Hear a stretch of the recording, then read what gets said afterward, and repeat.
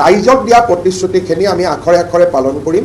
2 লাখ চৰকাৰী চাকৰি আমি কি ধৰণে কেনেকৈ দিব পাৰিম এই বিষয়ে সিদ্ধান্ত ল'বৰ কাৰণে মুখ্য সচিবৰ অধীনত এটা টাস্ক ফ'ৰ্চ গঠন কৰি দিছে আৰু 3 মাহৰ ভিতৰত এই টাস্ক ফ'ৰ্চে ৰিপৰ্ট দিব যে কেনেকৈ অহা 5 বছৰত আমি 2 লাখ চৰকাৰী চাকৰি দিব পাৰোঁ।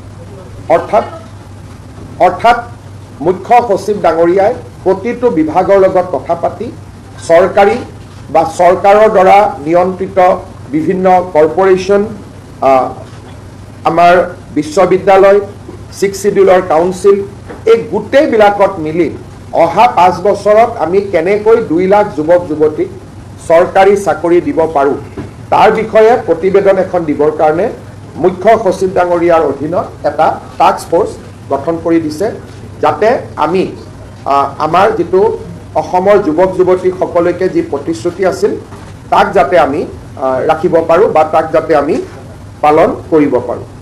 এতিয়া নতুনকৈ একো কৰিব নালাগে। আগত যি একাউণ্টত 9,000 সোমাইছিলে সেই একাউণ্টতে অৰুণোদয় নিয়মীয়াকৈ পাই থাকিব। আগষ্টৰ 1 তাৰিখৰ পৰা যোনে আগত অৰুণোদয় পাই আছিলে আগষ্টৰ 1 তাৰিখৰ পৰা তেওঁলোকে পাই থাকিব। কিন্তু মাজে মাজে আমি ক্লিনিং কৰি থাকোঁ, কোনোবা মৰা মানুহ হ'ল বাদ গ'ল, কোনোবা চৰকাৰী চাকৰি পালে বাদ গ'ল, সেইখিনি। কিন্তু তাক বাদে আৰু এই মাহত বাজেট অধিৱেশন শেষ হোৱাৰ লগে লগে আগষ্ট মাহৰ পৰা চৰকাৰৰ জনকল্যাণমূলক আঁচনিসমূহো আৰম্ভ হ'ব, লাহে লাহে হ'ব। এতিয়া আমি নিযুক্তি প্ৰথম 2 লাখ পদ আমি বিচাৰি উলিয়াব লাগিব। গতিকে কেবিনেটৰ 2-3টা সিদ্ধান্তৰ বিষয়ে ক'ব খুজিছোঁ।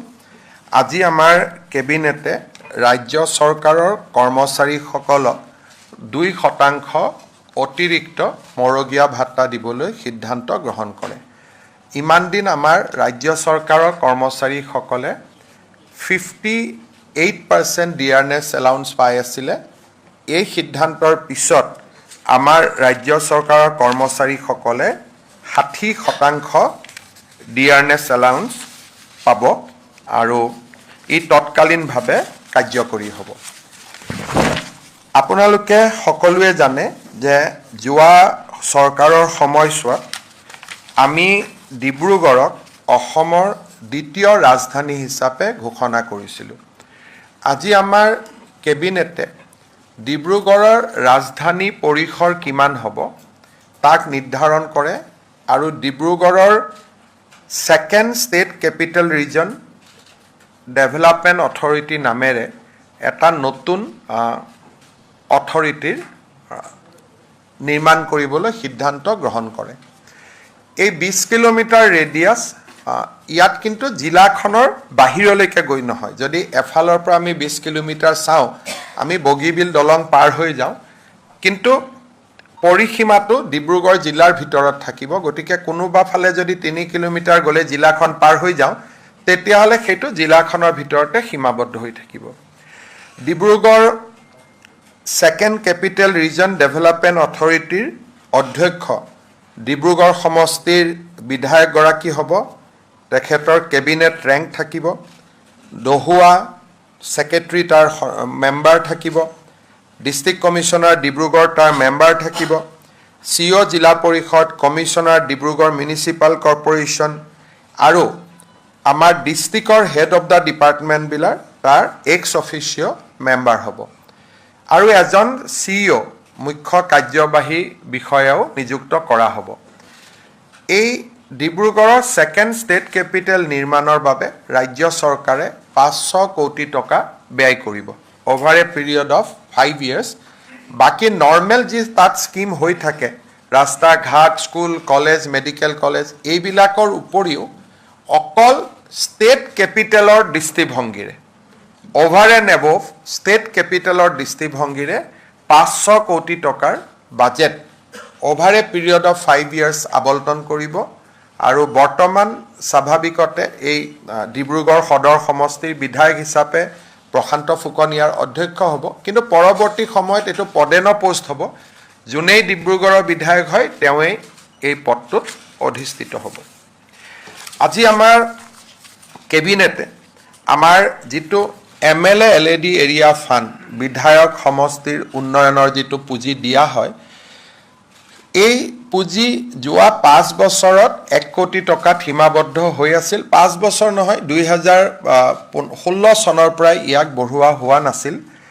এই বছৰ আমি MLA এৰিয়া ফাণ্ড 1.5 কোটি টকালৈকে বৃদ্ধি কৰিছোঁ আৰু 1 এপ্ৰিলৰ পৰা 2 কোটি টকালৈকে ই বৃদ্ধি হ'ব। এই বছৰ 1.5 কোটি ৰখাৰ মূল উদ্দেশ্যটো হৈছে যিহেতু আধা সময় পাৰ হৈ গ'ল, এই বছৰ ই 1 কোটি 50 লাখ হ'ব, অহা বছৰ ই 2 কোটি টকালৈকে বৃদ্ধি হ'ব।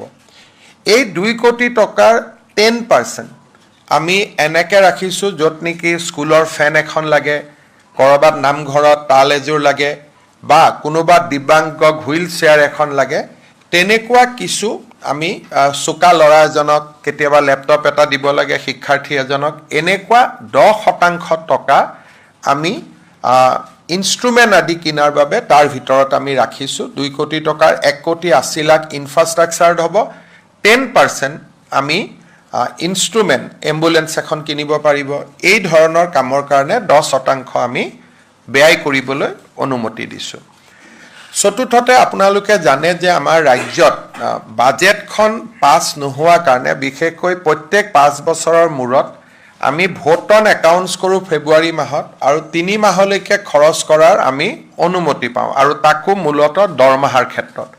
তাৰ কাৰণে আমাৰ ৰাজ্যৰ বহুকেইখন উন্নয়নমূলক আঁচনি এইকেইটা দিন আমাৰ বন্ধ হৈ আছে বা যিমান বাজেটত টকা আছিলে সিমানেদি মাত্ৰ কৰি থকা হৈছে।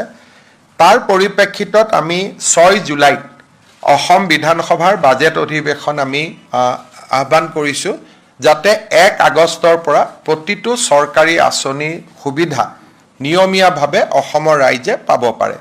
বিধানসভাৰ অধিৱেশন এখন আহ্বান কৰিবলৈ এমাহৰ নটিচ লাগে, গতিকে আজি 4 তাৰিখ, 6 জুলাইত আমি পাতিব খুজিছোঁ আৰু 6 জুলাইৰ ভিতৰত বাজেট হ'লে 28-29 জুলাইত পাছ হৈ যাব। 1 আগষ্টৰ পৰা সকলো চৰকাৰী আঁচনিৰ সুবিধা আগৰ দৰে অসমৰ ৰাইজে লাভ কৰিব পাৰিব। এই অসুবিধাৰ কাৰণে যিহেতু বিভিন্ন বাতৰি কাকতত বেলেগ বেলেগ কৰি কথা ওলাই আছে, আঁচনি বন্ধ কৰি দিলে, অমুক কৰি দিলে, মই সাংবাদিকসকলকো অনুৰোধ কৰিম যে অকণমান ভেৰিফাই নকৰাকৈ এই ধৰণৰ নিউজ আমি দিয়াৰ প্ৰয়োজন নাই, কাৰণ 1 আগষ্টৰ পৰা প্ৰতিখন আঁচনিৰ সুবিধাই অসমৰ ৰাইজে নিয়মীয়াকৈ পাব। আমাক খালি পূৰ্ণাংগ বাজেটখন পাছ হ'ব লাগে। 6 জুলাইত আমি পূৰ্ণাংগ বাজেট অধিৱেশন পাতিছোঁ।